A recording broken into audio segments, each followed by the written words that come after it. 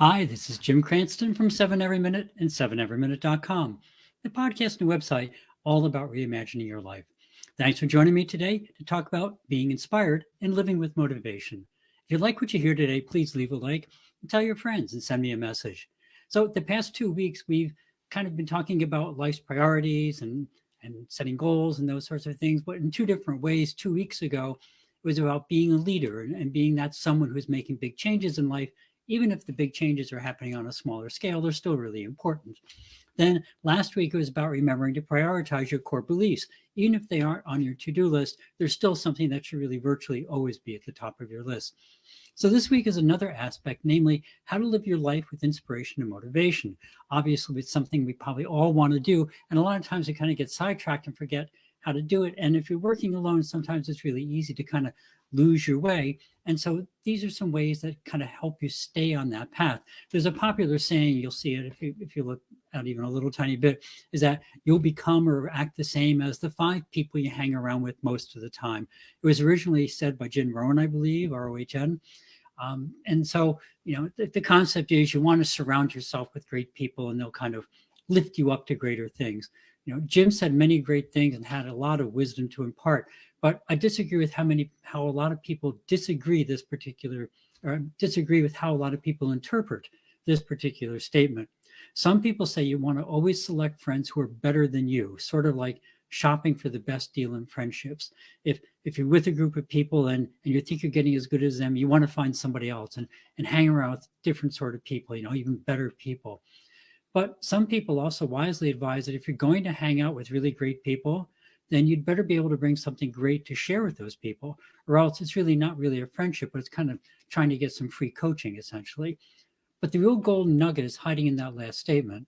If you have something amazing to share with others, but don't consider that you're really that amazing overall, then maybe that really means that a lot of people, perhaps most people, truly have something amazing in themselves that they can share with others. And as you listen to me at all, you realize that's something I very strongly believe in.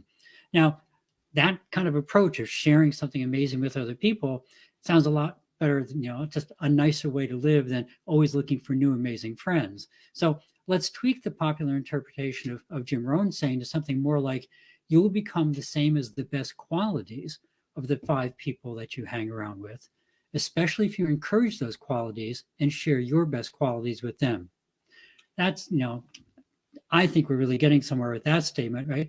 There still might be a little friend shopping, it sounds like, going on. Only now it's to find the best mutually positive relationships and share your knowledge at the same time. That sounds a lot more like a friendship and a lot less like trying to get some free coaching. So now we have an idea of who we want to hang around with and some things to talk about. But what about the inspiration and motivational part of it? Well, first off, what is motivation? Typically, it's some sort of reward, right? People often think of money first, but it could be friendship, it could be a positive feeling, seeing someone else improve or succeed, finding peace. And of course, it could be a financial reward, but motivation is different for every single person. And you have to decide what's motivating to you. So, what's the best way to be motivated? To be doing things that bring you successes, no matter how you define that success. And what's being inspired? If that's motivation, well, what's being inspired? You could say that it's being in an environment that encourages you to think of amazing things, to think of the almost unthinkable, and to have the motivation to still work towards that very lofty goal. It's all sort of coming together now, isn't it? Tying that all the way back to the very beginning, living a motivated life would be to have friends where you can mutually help each other to improve in ways that you might not otherwise have discovered, and to inspire each other so that you're more likely to find amazing success in whatever you do. Now, that's really starting to sound like just a solid friendship and not some search for free education. But it gets even better because you're now associating with motivation and success with all these people. So you're going to naturally associate them, these individuals who you're hanging around with, as a positive influence in your life. And that further encourages you and them to bring out the very best traits and do the very best they can be, to truly inspire them and everyone to more success. Back to the beginning, so who do you look for to have as friends? Probably not the totally outstanding people, right? Do I want to spend half my week with Tony Robbins? If you listen to me, you know I admire Tony Robbins without limit. No, I don't want to spend half my time with Tony Robbins. First off, he'd kill me by exhaustion in the first 24 hours. The man works about 19 hours a day. But more importantly, he has so much to offer. And realistically, I have little tiny tidbits that I could offer him, but there's just too much to be taken in. However, in my particular position now, he's a great resource, a great mentor, and a fantastic teacher. But I don't want to go sit and take up half his day hanging around with him, because the difference in capabilities is just so much. And really, that's a good way to frame yourself, I think. It's not that you're worse than somebody else. It's just they've spent a longer time, or in one way developed their skills to a higher level than you have yet. And that's the point. This is a stepping and progression sort of situation. And so, going back to Jim Rohn's statement, I think this is where it gets misinterpreted a lot. People, you don't necessarily have to surround yourself with great people, but I want to surround myself with people in which I can find motivating traits in one or more areas, and areas in which I find them amazing. And ideally, where they feel the same way about me, where they find something amazing in me. And we want to inspire each other to greatness. So do my friends have to be 10s in every single way? No, they really don't, and they probably shouldn't be. I'm not a 10 in every single way, and a one-way friendship won't last long.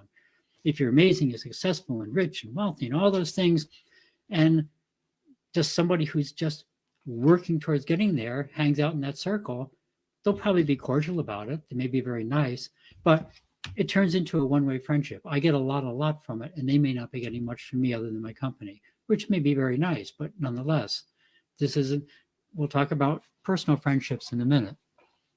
However, if they're just amazing in certain aspects of their lives, and I can learn from that and teach them something in return, then we'll both be closer to our goals, and we'll both be more likely to be supportive of each other and to succeed, and we will both grow and be inspired by each other and inspired to perform our own personal best.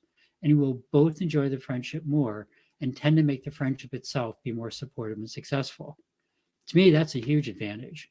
And it kind of turns that saying inside out, because in the original saying, it was kind of all about me.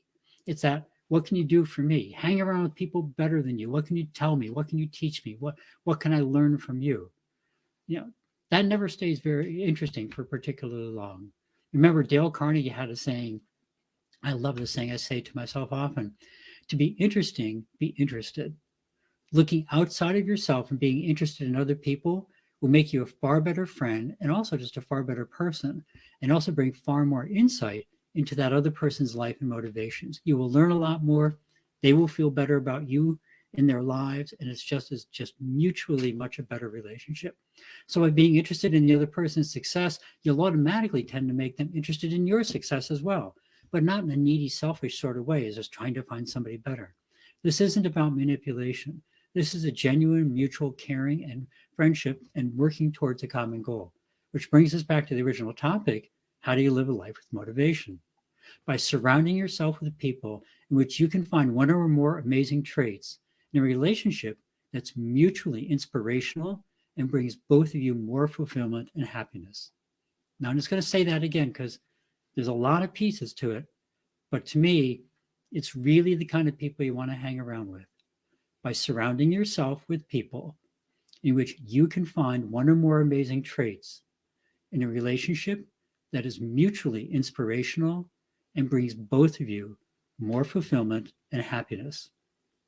That doesn't mean you can't have social friends for a ball game or a card game or just, something to hang out with, someone to hang out with.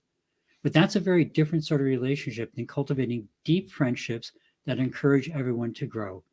And this group of motivational friends, they may be quite different than the close personal friends with whom, you share your life secrets and things like that. Totally different group.